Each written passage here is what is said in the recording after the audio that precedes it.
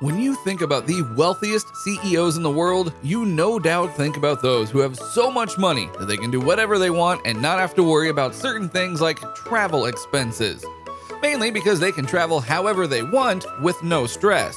But how do these top bosses get around?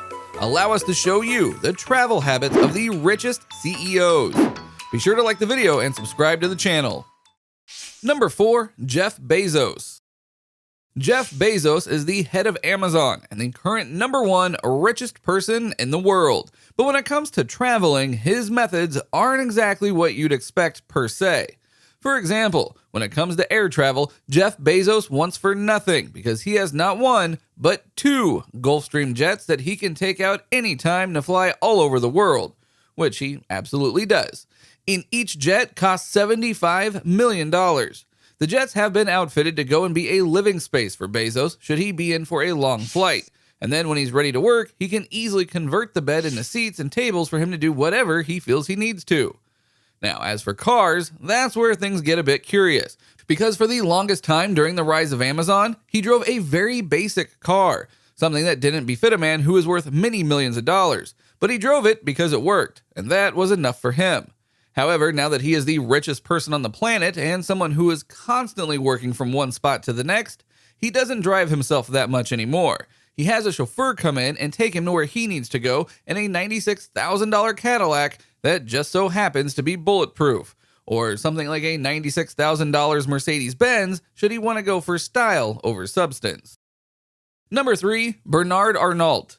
Bernard Arnault is the head of the luxury goods company known as LVMH.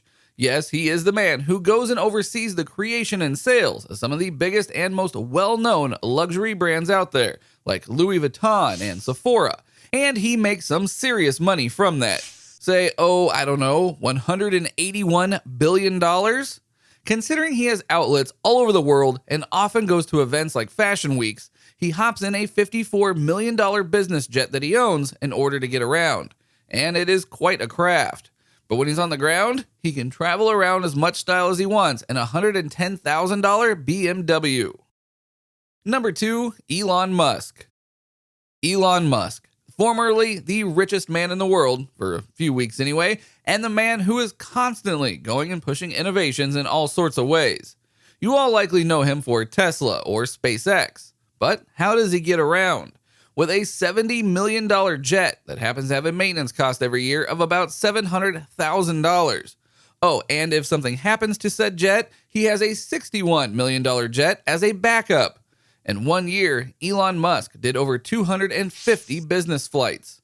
Surprisingly though, Elon Musk prefers to go and drive himself when he's on the ground, mainly because he'll go and put his Tesla cars through its paces, like with his $140,000 Tesla Model S Performance.